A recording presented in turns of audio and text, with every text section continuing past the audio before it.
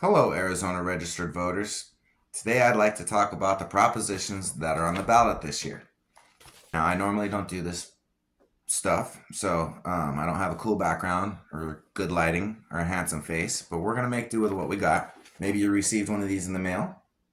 Maybe you mistook it for the new phone book and tossed it aside. Maybe you had hours and hours to read it. Maybe you'd like to read it, but you don't have time because you're busy providing for your family all the time, taking care of your household. Well, I spent hours and hours and hours and hours and I read it. And I'd like to share what I've learned with you guys. Because time's running out and you got to start making some decisions.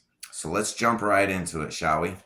First off, Proposition 133, House Concurrent Resolution 2033. Now, this would preserve the election system and prevent it from changing, basically. There's another proposition on the ballot this year, Prop 140. That's a citizens' initiative to try and amend the way that we conduct our primary elections. Now, if you're for that, you're going to want to vote no on 133.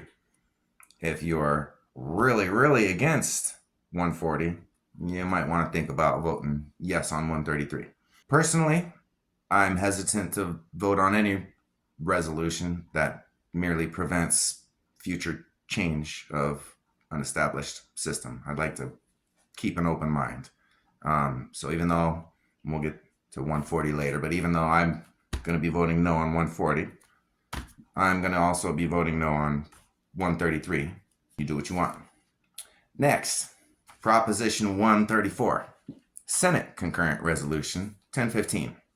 In order to place an initiative or a referendum on the ballot, you have to gather signatures from the electors. Okay, you need, what is it, like 15% for constitutional amendments and 10% for statutory measures. You got to go out there and collect. Hey, I want to put this on the, can you sign mine? You have to get signatures from at least 10 or 15% of the electors.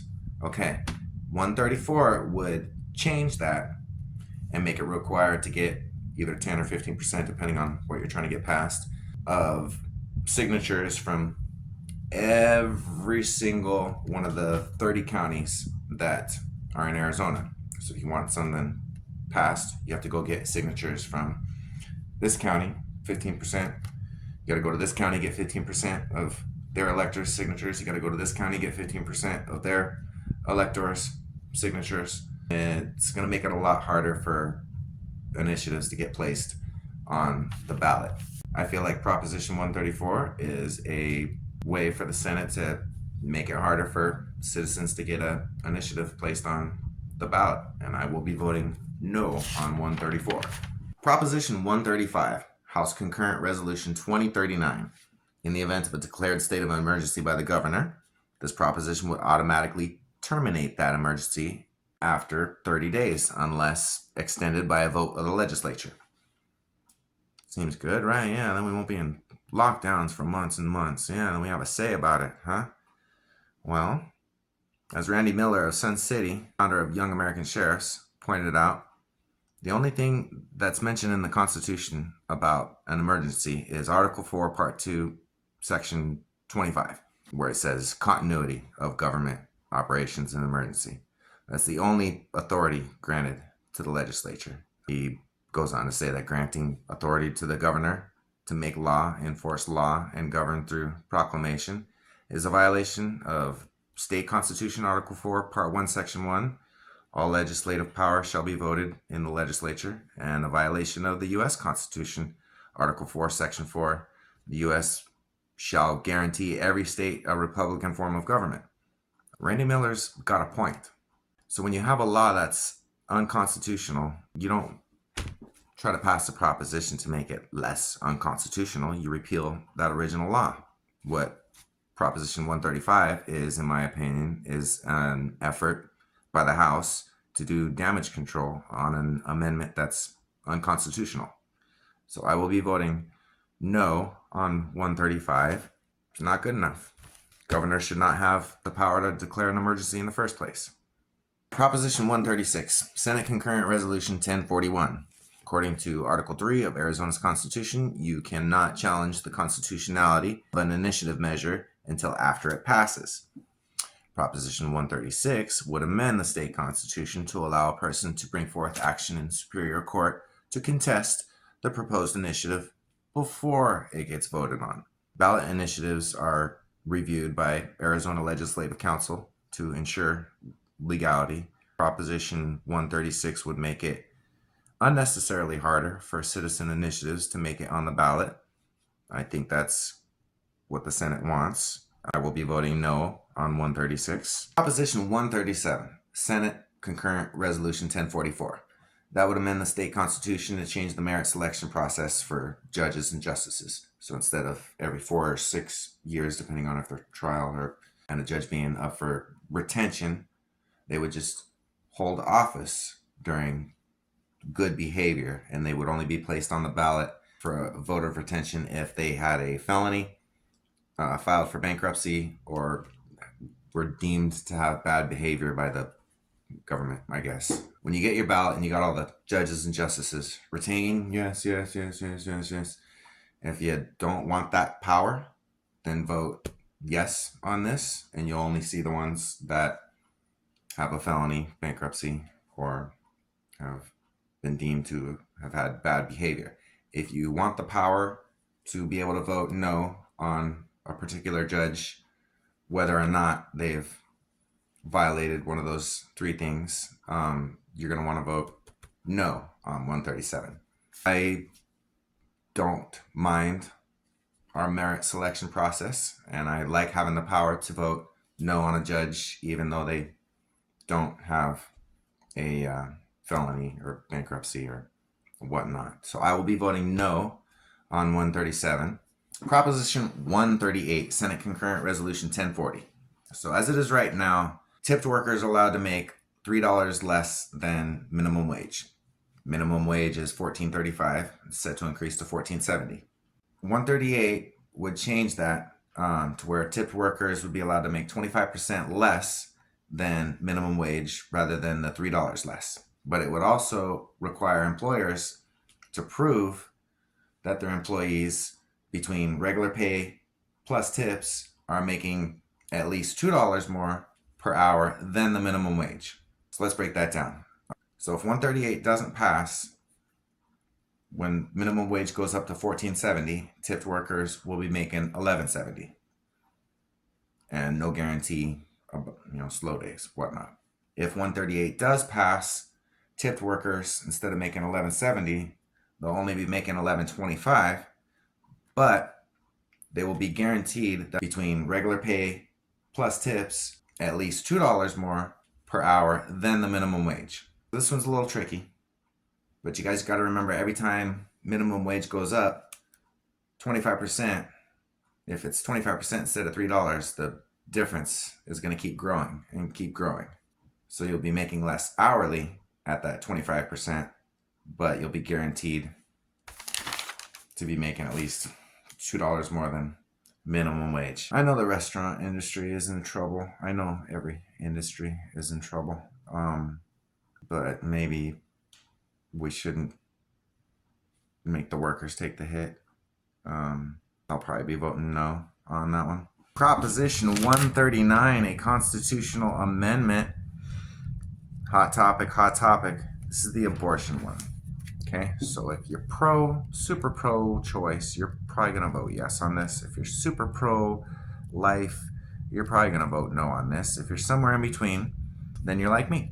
So as it is right now, abortion is legal in Arizona up to 15 weeks and beyond that for medical emergencies. Proposition 139 would make abortion legal, would allow for post-viability abortions. There'd be no regulations on the facility and no regulations on the person that performs the procedure. No age limit, no nothing. Abortion would be legal, all in. I understand,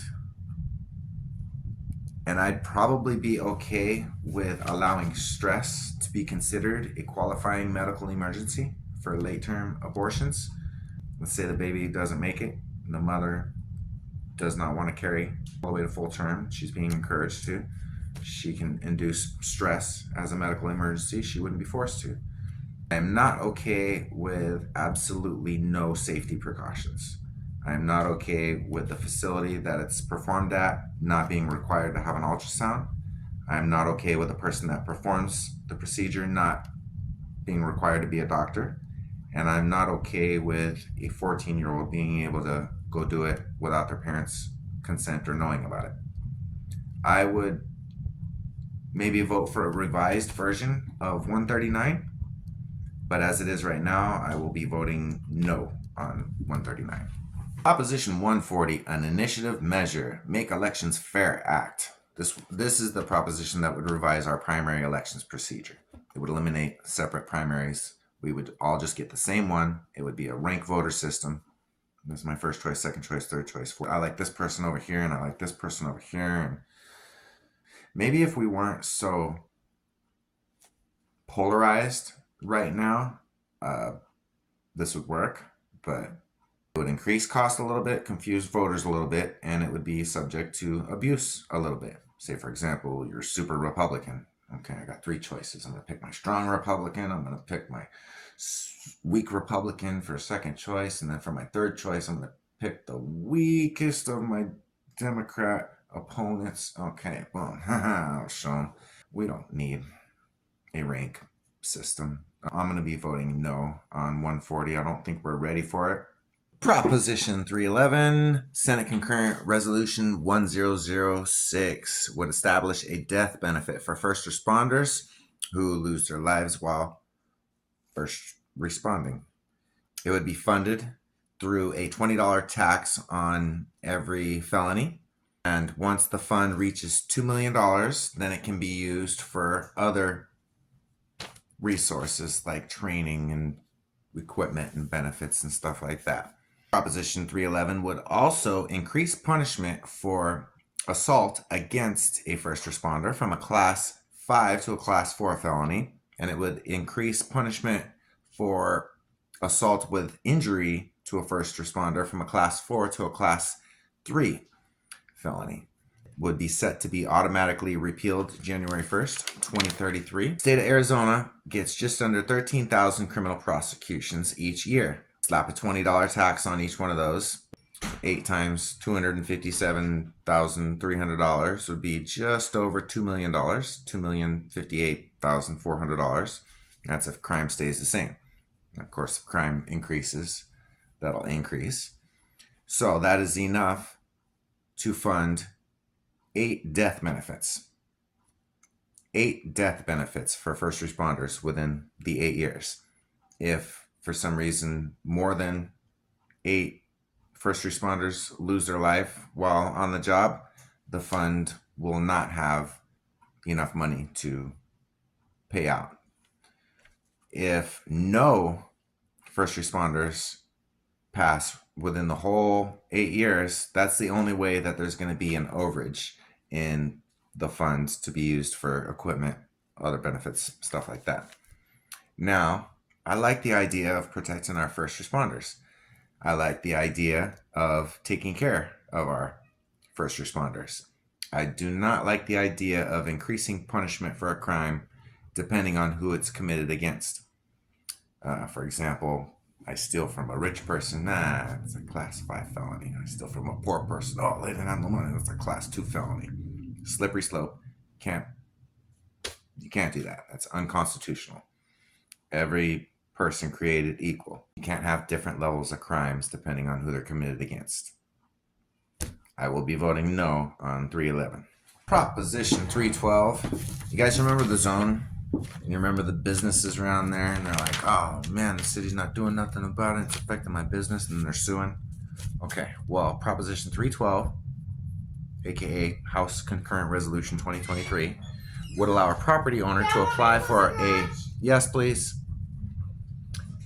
would allow a property owner to apply for a refund once a year of the documented expenses incurred to mitigate the effects of a city, town, or county maintaining a public nuisance on the property, or adapting or following a policy or pattern or practice that declines to enforce laws prohibiting illegal activity. So one can apply for a refund.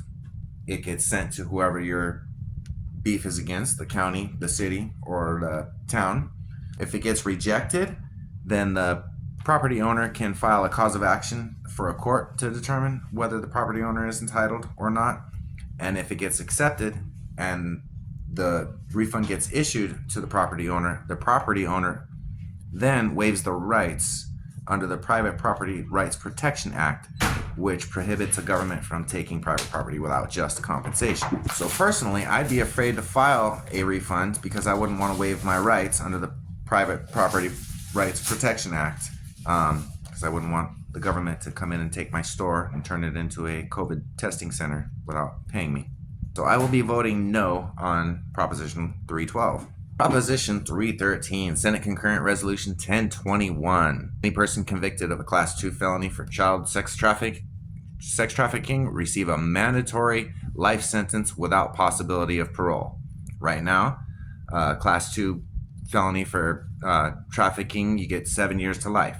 This would change it to a mandatory life sentence without possibility of parole. I'm against child traffickers just as much as the next guy, but mandatory minimum sentences, I will be voting no on Proposition 313. Proposition 314, House Concurrent Resolution 2060, is another SB 1070. It's the Secure the Border Act.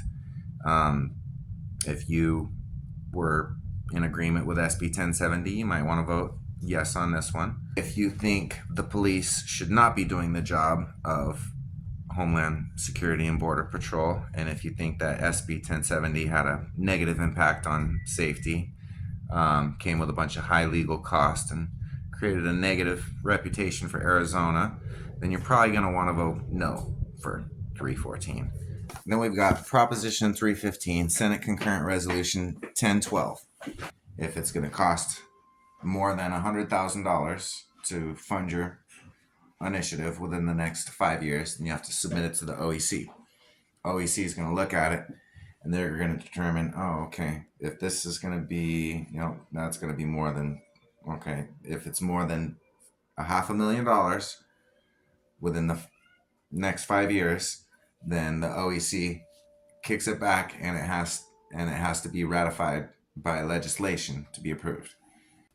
Proposition 315 would be exempt during any emergency. There's that word emergency again. So just the fact that that's in there makes 315 unconstitutional as far as I'm concerned. This shifts accountability for spending from the governor's and state attorney's office to the legislature. That's right, kitty. Yeah, so I'll be voting no on 315 as well. And that's it. We're not going to get into the county ones.